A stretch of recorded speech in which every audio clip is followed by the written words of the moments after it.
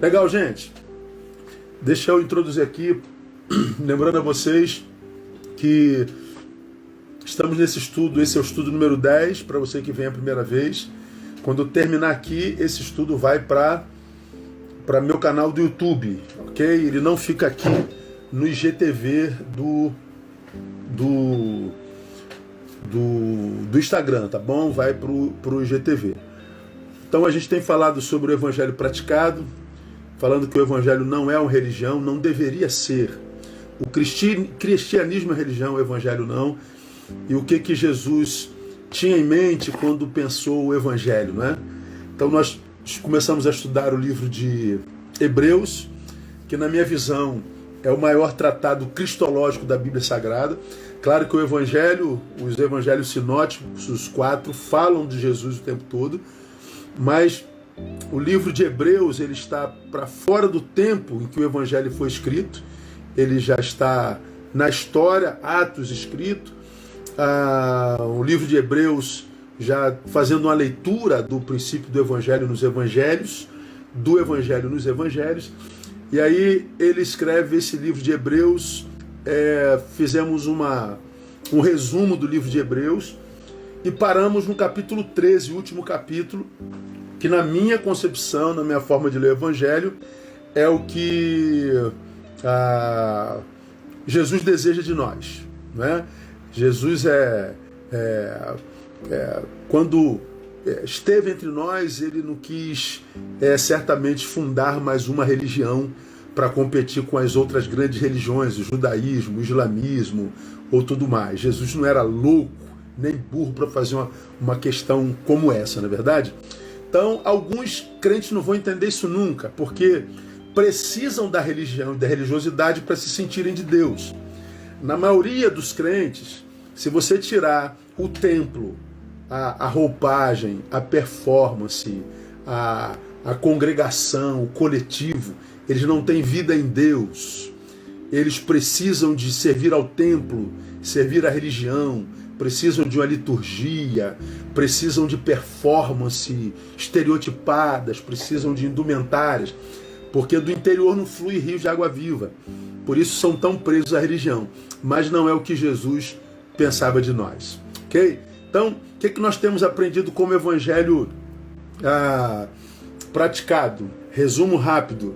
O evangelho são as boas novas do reino de Deus. E essas boas novas do reino vêm comunicar o amor de Deus por nós materializado em Jesus Cristo. Então, se Deus materializou o seu amor em Jesus Cristo por nós, o que Ele quer de nós é que nós amemos como Ele. Não é? Aí o capítulo 13 fala disso. Versículo 1. Permaneça o amor fraternal. Amor pelo irmão. Versículo 2. Não vos esqueçais da hospitalidade. Hospitalidade é filoquicenia, amor ao estranho. Versículo 1, amor ao irmão. Versículo 2, amor ao estranho. Versículo 3, lembrai-vos dos presos. Ou seja, você não pode apagar do teu coração nem mesmo aqueles que te fizeram mal, e nem muito menos aqueles que foram presos pelo evangelho. Então, amor ao irmão, amor ao estranho, amor inclusive aos encarcerados. Versículo 4, honrado seja entre todos o matrimônio. Amor pela família. Não banalize o casamento. Honra o casamento. Falamos muito sobre o casamento nas nossas lives.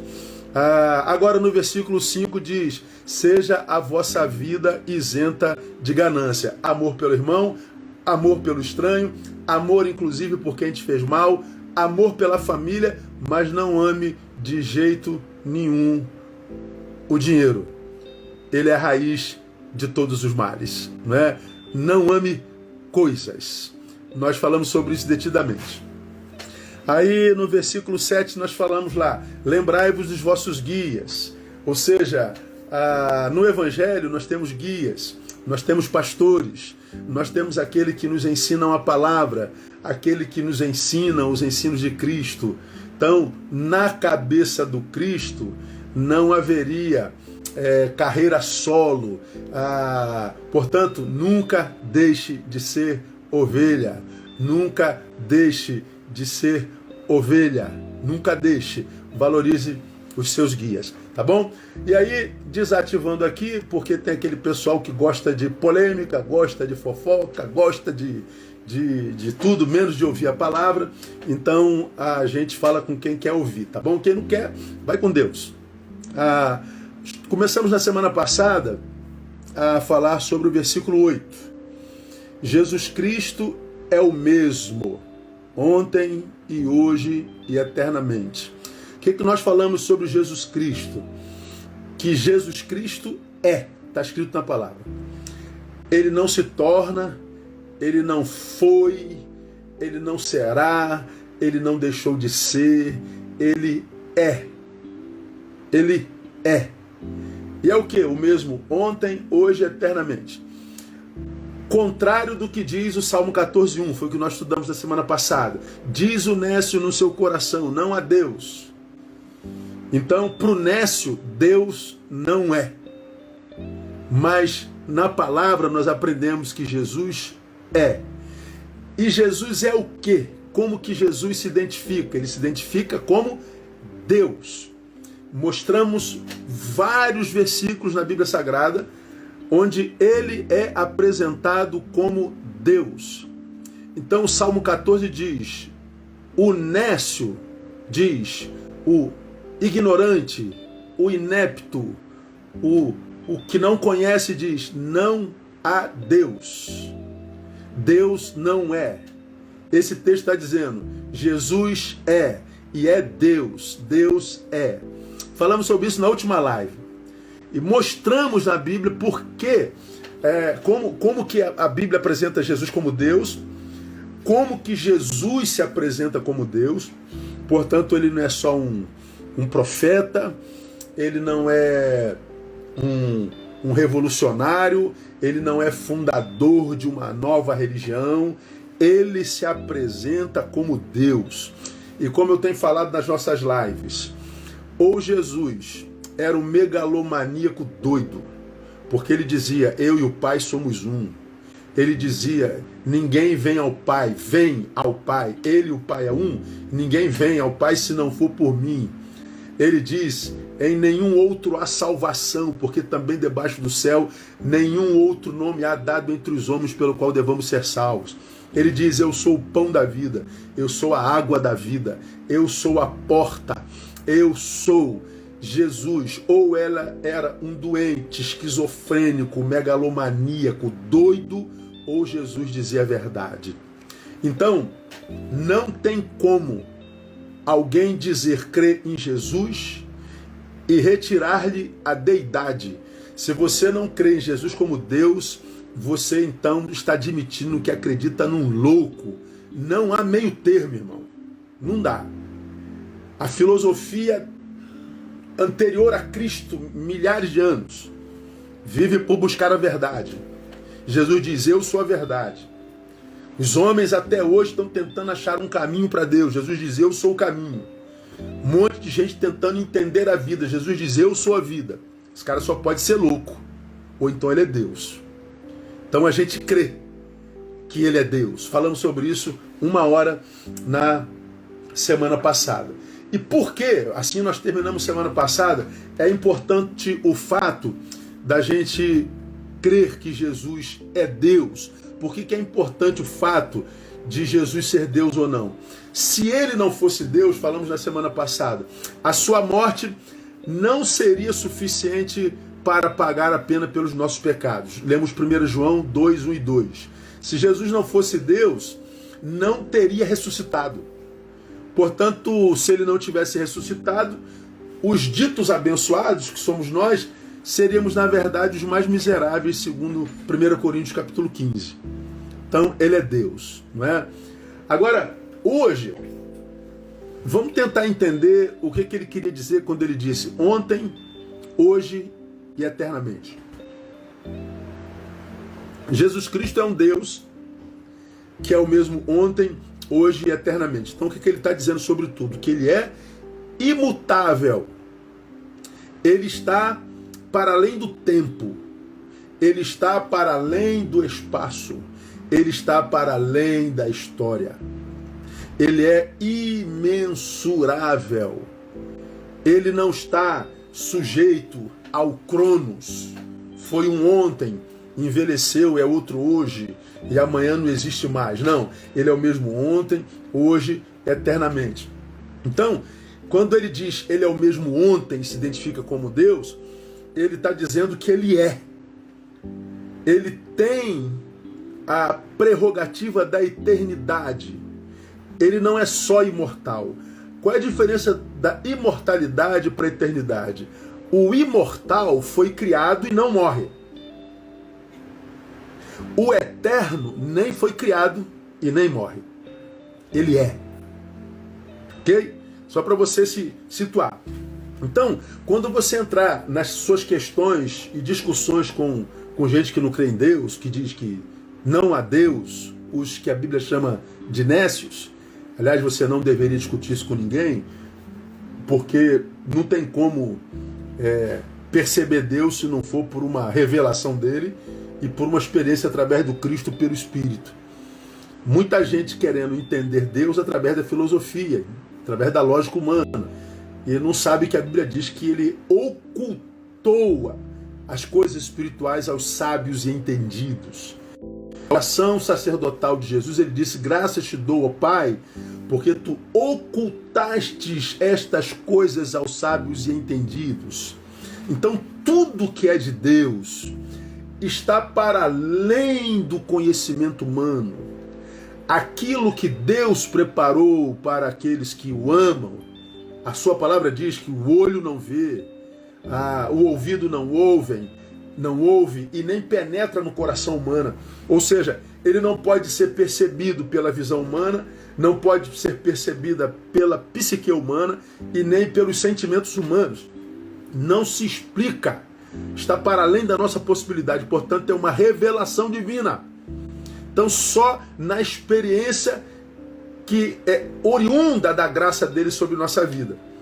Então, você não deveria discutir com quem não crê na existência de Deus. Ele não crê e pronto. Você diz que crê e pronto.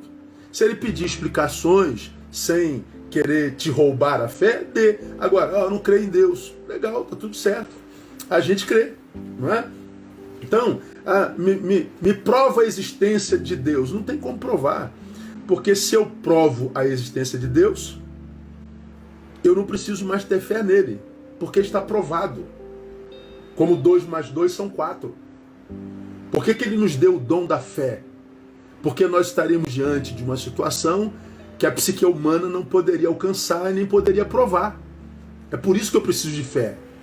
Não é? E mais, se eu provasse a existência de Deus, eu estaria provando a existência de um Deus que cabe dentro do meu conhecimento. Eu estaria provando a existência de um Deus que, portanto, seria do meu tamanho. Um Deus do meu tamanho eu não queria jamais. Se eu explicasse Deus, eu deixaria no mesmo momento que eu o explicasse. Porque se eu explico Deus, ele é do meu tamanho. Se é do meu tamanho, ele não pode ser Deus. Então, a fé me faz relacionar-me com um Deus que eu não explico. E inexplicavelmente, eu não preciso de explicação para isso. Explique, pastor, não tem como explicar. Eu não preciso de explicação para me relacionar com Deus em Jesus Cristo. Mas não é possível. É possível, eu tenho fé. Para quem não tem fé, essa explicação é necessária. E se você tenta explicar Deus, você sempre fracassa porque você não consegue. Você apresenta a história da salvação em Jesus Cristo e você se retira depois da explicação, porque a Bíblia diz que quem convence o homem do pecado, da justiça e do juízo é o Espírito Santo. Você apresenta o que você sabe e depois entrega na mão do Espírito Santo. Discutir sobre Deus é bobagem, é discussão egóica, é produção do ego, tá certo? Então, quando a Bíblia diz que Jesus Cristo é ontem, hoje, eternamente, está dizendo que ele não foi criado. Ele existe antes do tempo. Ele é eterno. Ele é Deus. Ok? Eu quando falo sobre isso, eu me lembro de um exemplo de Carl Gustav Jung. Jung, em Em 1959 ele foi entrevistado na BBC. Ele é um filósofo renomado que, diferente dos grandes e contemporâneos dele, acredita em Deus. É cristão. Então até hoje Jung ainda não é considerado pela academia. Muitos da academia desprezam o seu ensino porque ele acredita em transcendência. E na minha concepção, porque na academia a transcendência é desprezada, a academia está muito aquém do que poderia ser. E eu lamento muito por tantos da academia, da área de humanos, da área de psicologia, da área de psicanálise, que acreditam mais na psicanálise, na psicologia, do que na própria revelação de Deus, na palavra, acaba empobrecendo o seu próprio atendimento. Mas Jung, ele estava sendo entrevistado pela BBC em 1959 e o repórter perguntou a ele: o senhor acredita em Deus? Olha a resposta de Jung: eu não preciso acreditar, eu sei Deus. Você acredita em Deus? Eu não preciso acreditar, eu sei. Bom, a resposta de Jung produziu uma revolta generalizada no meio acadêmico. A resposta de Jung produziu uma revolta grande na América naquela época. Porque a questão Deus não pode ser provada e um acadêmico, um mestre, diz que sabe Deus. Como que ele pode saber Deus se não for pelo experimento científico? Pois bem, Jung está dizendo: eu vivi uma experiência com Deus, só que não foi pelo método científico. Mas os cientistas acreditam que a única forma de conhecer é pelo experimento do método científico. E Jung, ele está dizendo: eu não preciso mais acreditar, eu sei, eu vivi a experiência. É a mesma coisa comigo e com você. Você que já viveu a experiência, e qual a experiência? Da morte e do novo nascimento, não precisa mais de explicação. Quando a gente precisa muito de explicação para balizar a nossa fé sobre a existência dele, é porque a experiência ainda não foi vivida. Então, depois que a gente está resolvido com o fato de que ele é, conhecer o que ele é outra história. É sobre essa fé que todo o conhecimento vem. Ele é. Então Jesus se define assim. Então o Evangelho, ele nos capacita para não termos dúvida a respeito do Deus sobre quem nós estamos e em quem acreditamos. Então, quando Jesus diz: eu sou o mesmo ontem, hoje, eternamente, ele está dizendo que ele é imutável. Ele não foi criado, ele existe antes do tempo, ele é imutável. Agora, o que quer dizer ser imutável? Bom, à luz do livro de Hebreus, quando o livro o define como ser imutável, ontem, hoje, eternamente, isso quer dizer, primeiro, que a revelação que Cristo trouxe é final. Acabou, é o último. De onde a gente tira isso? Está com Bíblia aí na mão? Hebreus,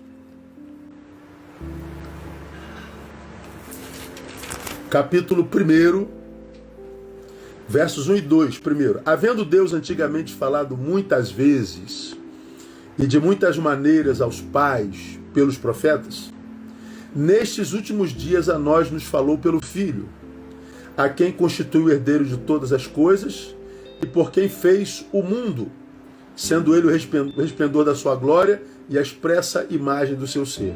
Então olha o que o texto diz: havendo Deus antigamente falado muitas vezes, de muitas maneiras, aos pais pelos profetas. Então Deus falou, Deus é um Deus que se comunica desde sempre, falou aos nossos pais, aos nossos ancestrais, aos nossos antepassados, de muitas maneiras e formas pelos profetas. Nesses dias, quais dias? Do tempo de Jesus, ele fala pelo Filho. Pois bem, Deus mudou a forma de comunicação. Ele falava e falou aos pais pelos profetas, e a nós, seus filhos, nos fala através do Filho. Nesse mesmo capítulo, versos de 8 a 12, nós lemos assim: mas do Filho diz: O teu trono, ó Deus, subsiste pelos séculos dos séculos. Diferente do tempo dos profetas, que eram cronológicos. Nasciam, tinham um tempo de vida, como qualquer um de nós, e morriam. E era através dos profetas que Deus falava. Mas agora ele fala por um filho que subsiste pelos séculos dos séculos. Vamos continuar lendo. E cetro de equidade é o cetro do teu reino. Amaste a justiça e odiaste a iniquidade, por isso Deus, o teu Deus, te ungiu com óleo de alegria mais do que a teus companheiros. E tu, Senhor, no princípio fundaste a terra e os céus são as tuas mãos. Eles perecerão, mas tu permaneces. E todos eles como roupa envelhecerão. E qual manto os enrolarás, e como roupa se mudarão, mas tu és o mesmo, e os teus anos não acabarão. Então veja só, Deus falava por métodos finitos, mas quando começou a falar por Jesus, encerrou o método de revelação. Jesus é a revelação final de Deus. Jesus Cristo trouxe a revelação final. Isto é, a tal revelação, ela não pode ser ultrapassada. A semelhança da profecia, a semelhança da lei. Dá para explicar, pastor? Claro, eu sempre explico. Lucas 16:16. Olha que coisa interessante. A lei e os profetas vigoraram até João. Desde então é anunciado o evangelho do reino e todo homem forceja, emprega força por entrar nele. A lei e os profetas vigoraram até João.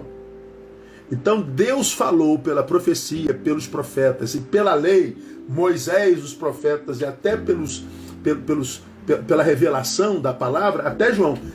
Depois disso é anunciado o evangelho do reino. Que evangelho do reino é esse? Aí você vai se lembrar da experiência no Monte da Transfiguração. Jesus sobe, aparece em Moisés e aparece Elias, lá no monte. Então ele sobe com os 3 discípulos, Jesus está no meio, aparece Elias e aparece Moisés. Moisés, representante da lei, o Pentateuco. Elias é tido como profeta maior, na verdade, o maior dos profetas maiores. Então, Jesus está entre a lei e a profecia. A lei e a profecia eram a Bíblia, do Novo Testamento. No Novo Testamento, quando eles se referiam à palavra, era a lei e os profetas. Aí Jesus aparece no meio dos dois. Uma voz vem do céu e diz: este é o meu filho amado, a ele ouvi. Ou seja, Pedro, Tiago e João, vocês que vão dar continuidade à obra do Cristo, vocês até então ouviram Moisés, até então vocês ouviram Elias, até então vocês ouviram a lei, até então vocês ouviram a profecia, mas a partir de agora é a ele que vocês têm que ouvir, a Jesus de Nazaré. Então a lei e os profetas vigoraram até João, acabou. Agora é Jesus de Nazaré. Quando você vai a Mateus 11, verso 13, diz lá: pois todos os profetas e a lei profetizaram até João. Por que até João? Porque João é que faz referência àquele que veio preparar o caminho do Senhor. É o último dos evangelistas.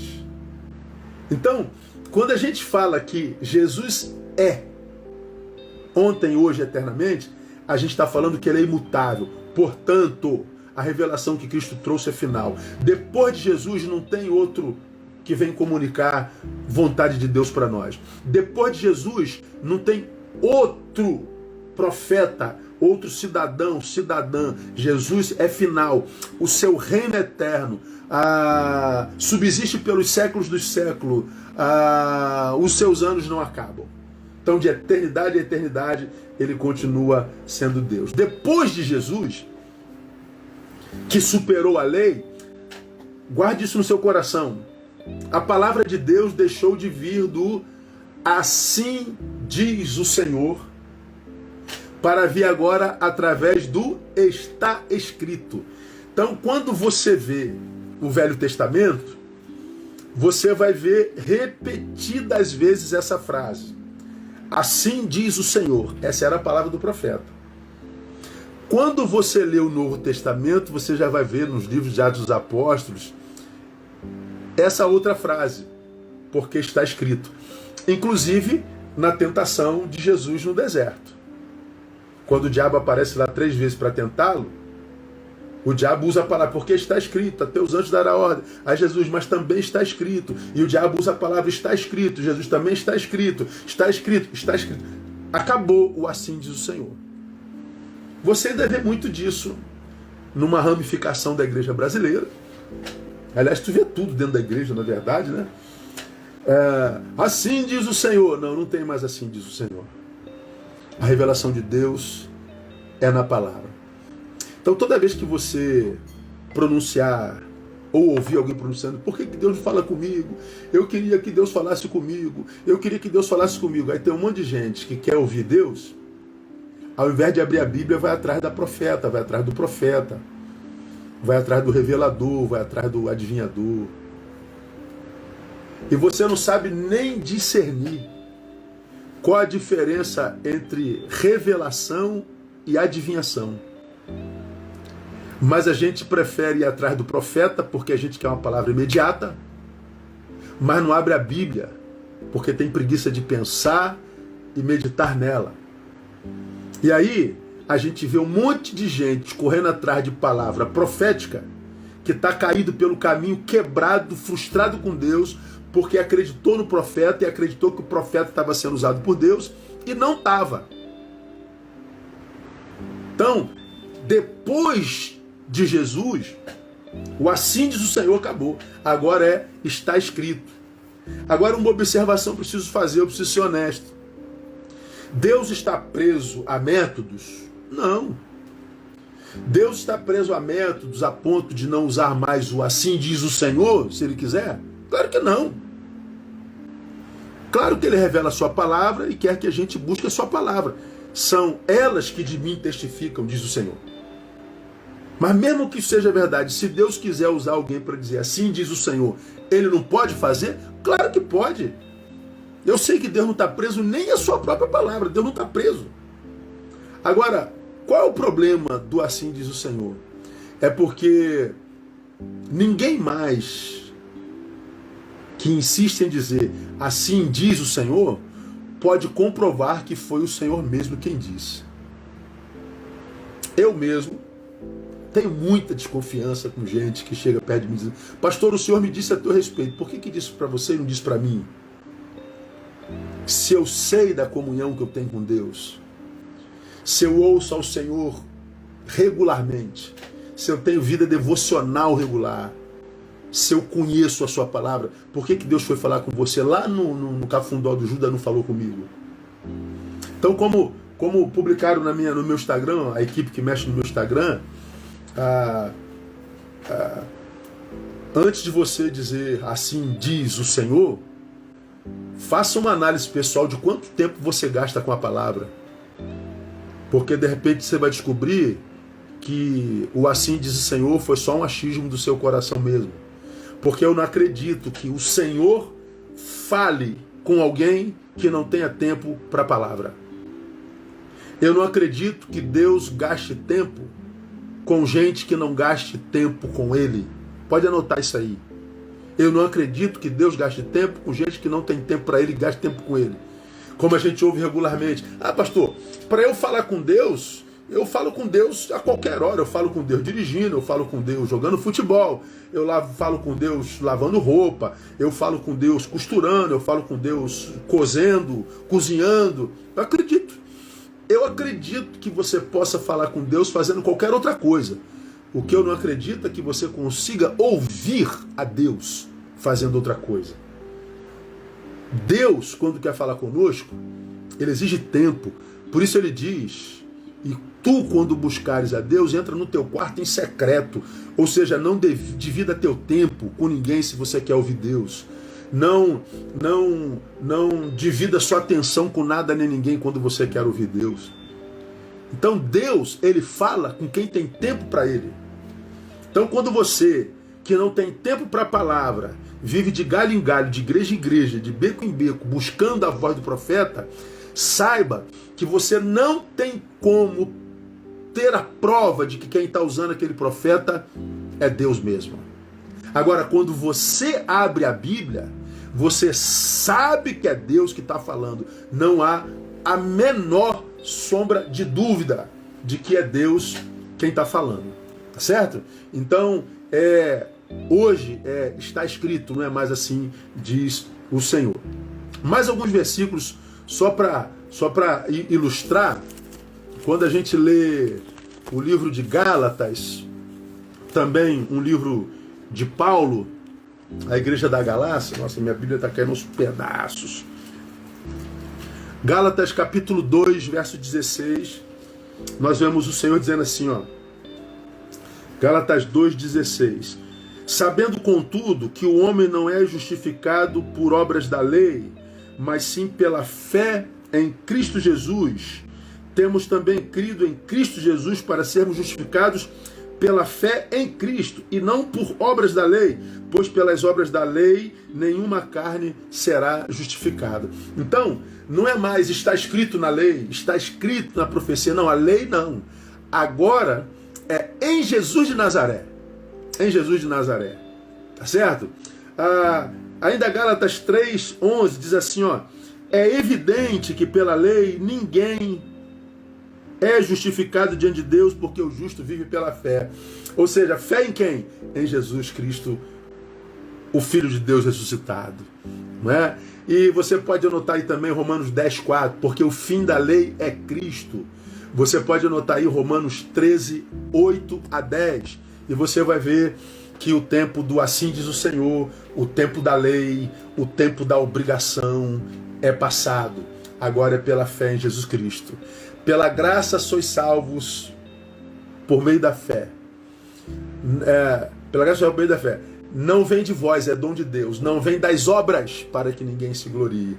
Então, a salvação é obra exclusiva da graça de Deus em Jesus de Nazaré. Então, quando a gente diz que Ele é Deus, estou falando de Deus que é imutável, cuja revelação é final, e que por causa disso, fora dele, não há outra forma de se chegar a Deus. Portanto, grave aí, se a revelação de Cristo é a final mesmo, não pode se tornar ultrapassada. E se a revelação de Cristo é a final e não pode se tornar ultrapassada, apostatar é uma fatalidade. Daí a advertência do versículo seguinte, é o que estudamos hoje. Nós estamos no versículo 8, não estamos? Que diz que Jesus Cristo é o mesmo ontem, hoje será eternamente. Por que esse texto está aí e o seguinte está embaixo? Portanto, não vos deixeis levar por doutrinas várias e estranhas. Por que eu não me devo deixar levar por doutrinas várias e estranhas? Aquelas que estão para além de Jesus Cristo. Porque Jesus Cristo é a revelação final. De modo que se eu tiro Jesus e sou levado por qualquer outra fé, por qualquer outra doutrina, eu estou perdido. Se eu apostato de Jesus, eu apostatei da revelação final. Eu não tenho outra chance. E lamentavelmente, não há como deixar de citar 2 Tessalonicenses, capítulo 2, versículos de 1 a 4. Veja o que está escrito em 2 Tessalonicenses de 1 a 4, irmãos. Eu já li isso com vocês. Quanto à vinda de nosso Senhor Jesus Cristo e a nossa reunião com Ele, rogamo-vos, irmãos, que não vos movais facilmente do vosso modo de pensar, nem vos perturbeis, quer por espírito, quer por palavra, quer por epístola como enviada de nós, como se o dia do Senhor estivesse à porta. Ninguém de modo algum vos engane, porque isto não sucederá sem que venha primeiro a apostasia e seja revelado o homem do pecado, o filho da perdição. Olha o que o texto está dizendo, irmão. Com relação ao assunto vinda de Jesus e a nossa reunião com Ele, o texto está dizendo, não vos movais do vosso modo de pensar. que esse texto está dizendo? No tempo do fim, muitas teologias, filosofias, ideologias, modismos adentrariam no ensino da igreja, queriam mudar o nosso modo de pensar. Diz que vocês não deveriam se mover da fé, quer por espírito. Então está dizendo, espíritos tramitariam no nosso meio, palavras tramitariam para o nosso meio, como que enviadas de Deus, que nos demoveriam do que nós cremos. E a coisa seria tão séria que o texto diz que antes da vinda do Senhor haveria uma grande apostasia. O arrefecimento da fé, o arrefecimento da forma como se pensava. E a apostasia aqui não tem a ver só com deixar a fé em Jesus Cristo, mas ter uma fé nele que não é mais firmada nessa palavra. Tem a ver com os liberalismos teológicos, tem a ver com os modismos teológicos, tem a ver com o aculturamento desse evangelho, tudo mais. E a Bíblia diz que a gente tem que ter muito cuidado, porque se apostata, nós apostatamos da última revelação dele. Mas vamos mais, porque o nosso tempo está passando já rápido, né? Dizer que Jesus é imutável significa dizer que mais? Que não só ele é a mensagem final, mas que a sua mensagem é suficiente. Acabou, está fechada. É como se Deus dissesse, fecha a conta e passa a régua. Acabou, Jesus é suficiente. Ou seja, não carece de acréscimos. A obra de Jesus é a palavra de Jesus. Não carece de adições. E ao mesmo tempo não permite subtrações. A palavra de Deus não pode ser acrescentada porque não carece, e nem deve ser subtraída porque não se permite. À luz do texto de Hebreus, não há mais necessidade de cerimonialismo, preocupações com alimentos, com ritos, sacrifícios de animais, como também com megas campanhas, com performances litúrgicas, como no tempo de hoje. A mensagem de Cristo é superior, ela é imutável, elimina a necessidade de símbolos e sombras ultrapassadas.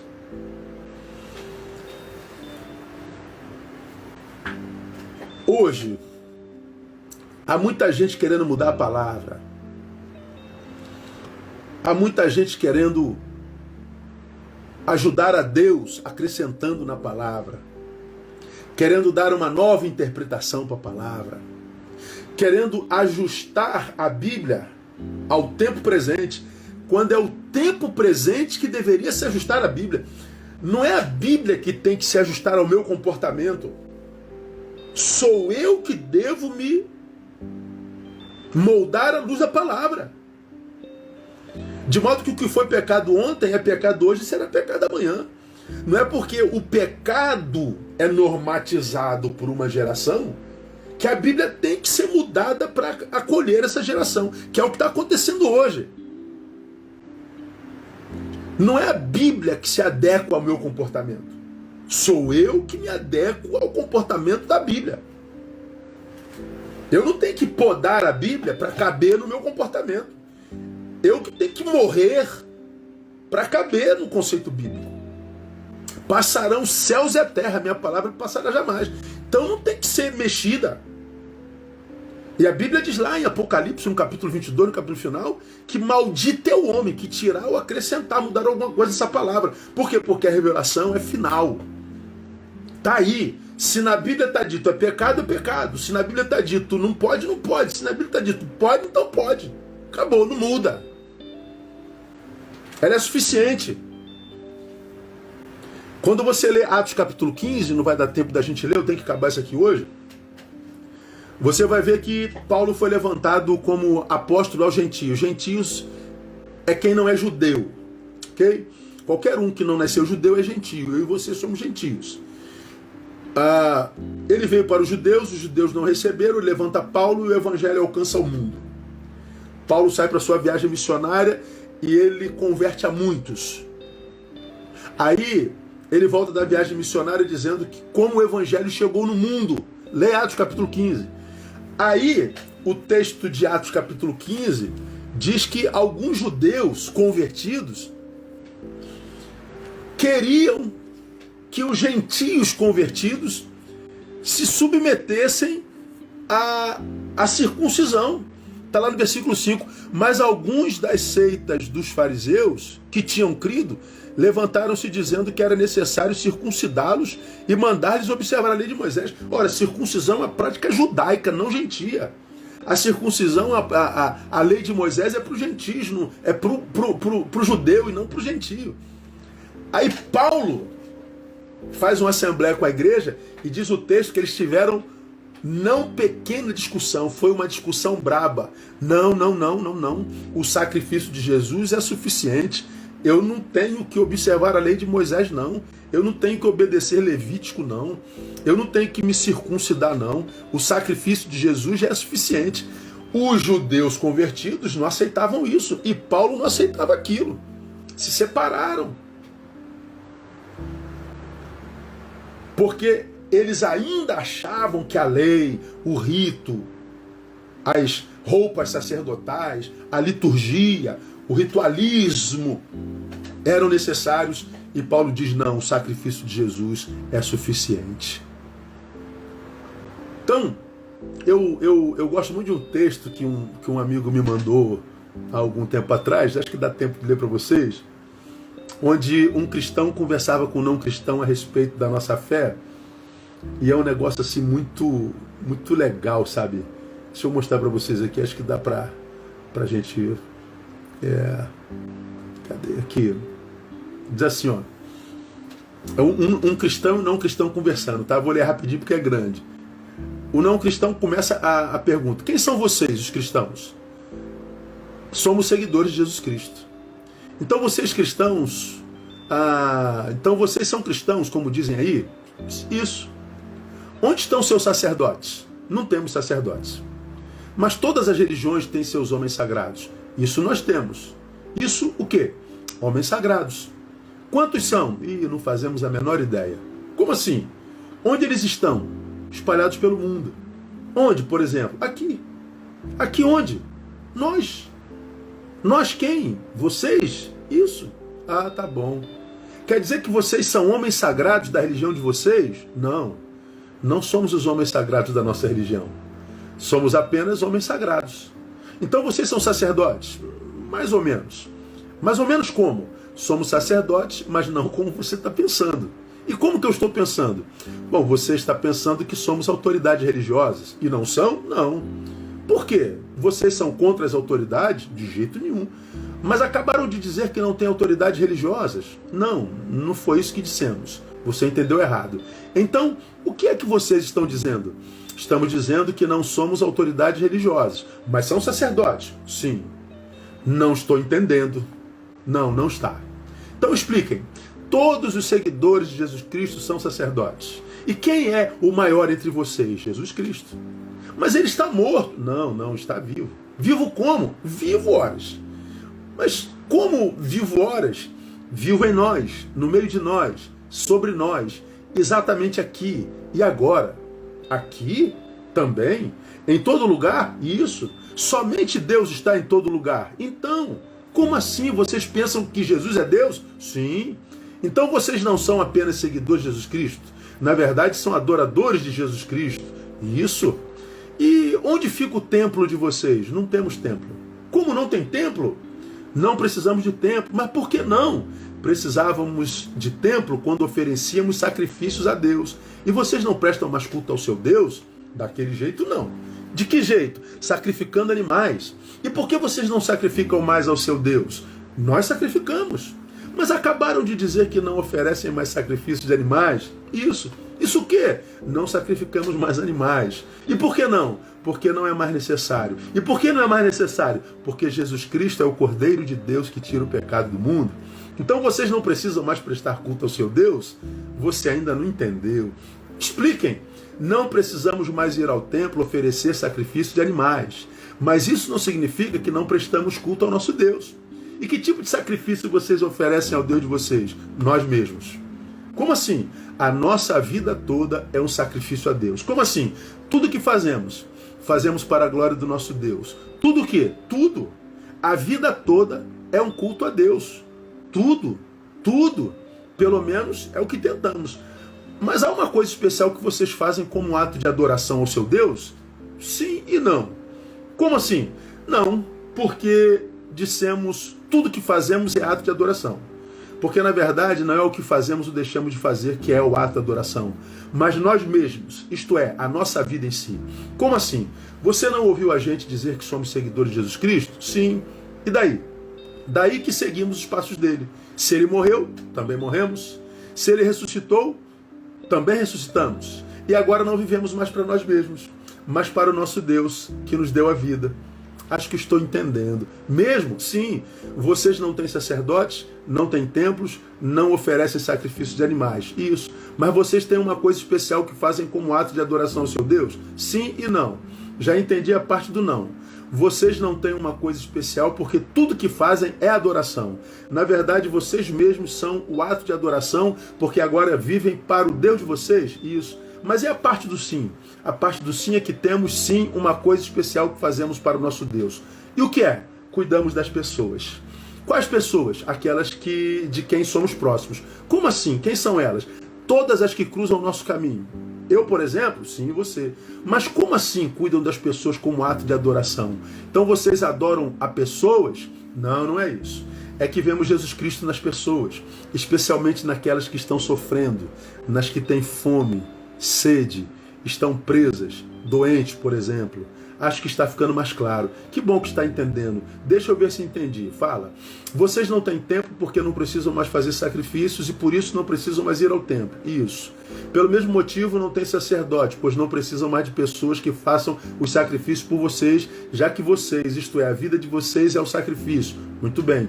De fato, tudo que vocês fazem é para o Deus de vocês, especialmente cuidar das pessoas que precisam. Isso. Tenho mais uma pergunta. Pois não. Qual é o dia sagrado de vocês? Também não temos. Vai dizer que vocês vivem desse jeito todos os dias. Nossos antepassados tinham um dia sagrado, o sábado. Mas isso era o tempo quando precisávamos ir ao templo levar os animais para que os nossos sacerdotes fizessem sacrifícios. Agora que nos entregamos ao nosso Deus como sacrifício vivo, o verdadeiro ato de adoração é viver para Ele. E como é que vocês vivem para Deus? Vivendo para o próximo. Então todos os dias são sagrados para vocês? Isso. Estas coisas que vocês disseram têm um nome? Explique melhor. Isso aí é o que chamam de cristianismo? Não.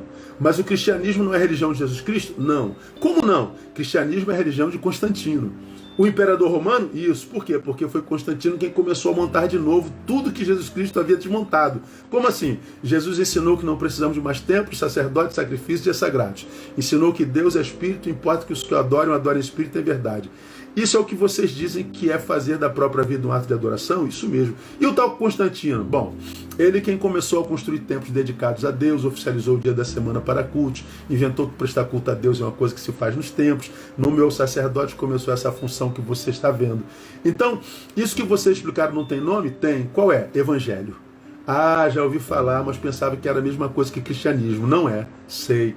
Mas tem mais uma coisa que não estou entendendo, o quê? Só mais uma pergunta, pode fazer. Por que é que inauguram um templo tão grande em São Paulo e chamam de Salomão? Não sabemos.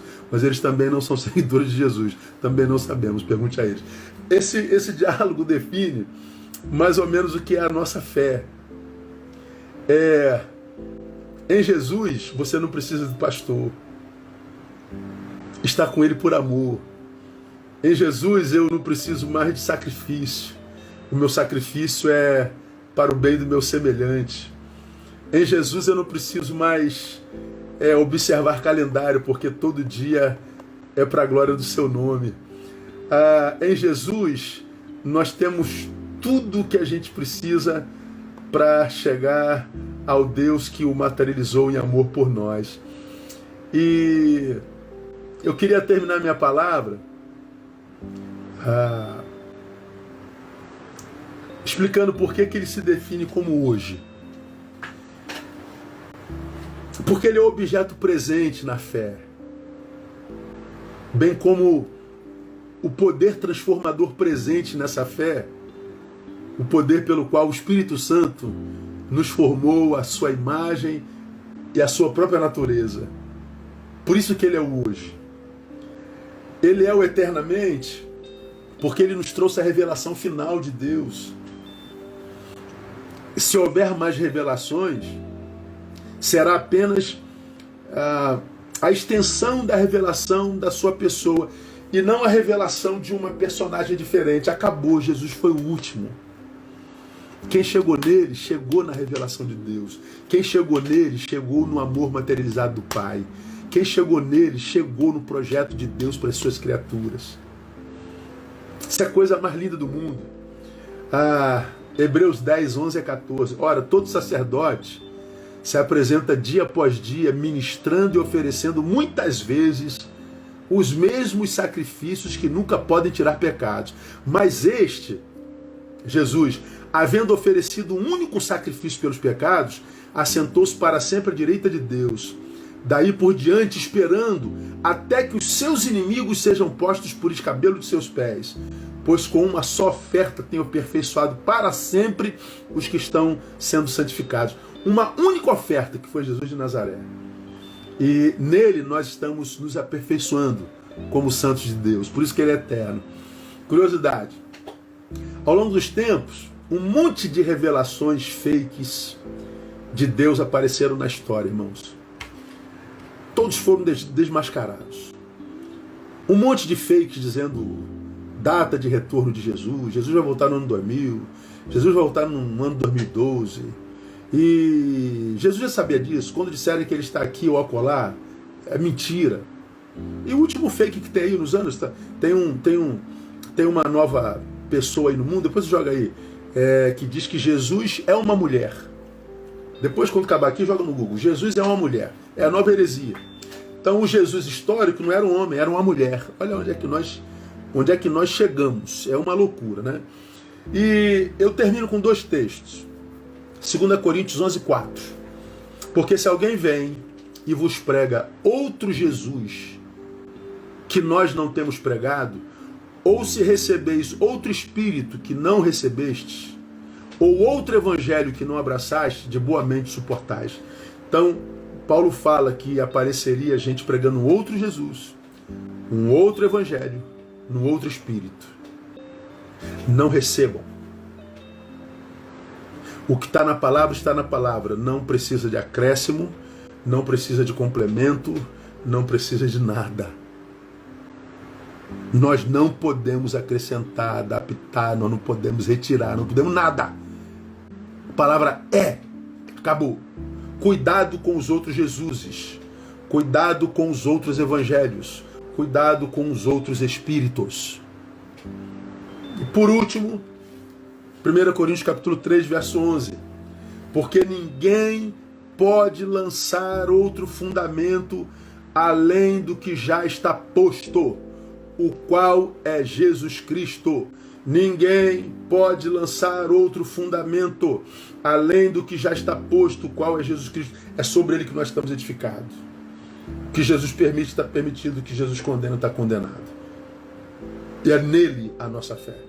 Passarão os céus e a terra, mas a palavra dele permanecerá para sempre, imutável. Por que a palavra dele é imutável? Porque ele é imutável. Ele é o mesmo ontem, hoje e eternamente. Acabou. Ponto final. Depois de Jesus não tem mais papo, depois de Jesus não tem mais diálogo. Amém, amados? Vamos terminar aqui. Já estamos a 1 hora juntos, falta 1 minutinho para a gente terminar. Lembrando a você que, terminando esse estudo, ele vai para o meu canal do YouTube. Você que ainda não me segue no YouTube está em pecado, viu, irmão? Então você tem que curtir lá logo lá. Abençoa você, compartilha. Alcançou teu coração, transmita a outrem. Divulga aí nossa palavra, divulga aí nosso canal, porque tem abençoado muita gente, tá bom? Muito obrigado pela companhia de vocês, mais uma vez. Na quinta-feira, permitindo o Pai, nós estaremos juntos. E para a gente conversar agora sobre o versículo 9. Estudem já o versículo 9 e a gente volta na outra semana, tá bom? Que é o versículo posterior. Não vos deixe levar por doutrinas várias e estranhas. Aí vamos falar sobre isso minuciosamente e vamos falar que doutrinas são essas coisas estranhas. O coração se fortifica na graça e cuidado com outros Jesuses e outros evangelhos e outros espíritos. Eles estão por aí tentando deformar o que Deus fez ao longo da história. Amém? Deus abençoe você. Que essa semana seja uma semana de bênção, de paz, de boas notícias. Até quinta-feira, permitindo o Senhor. Beijo. Até lá.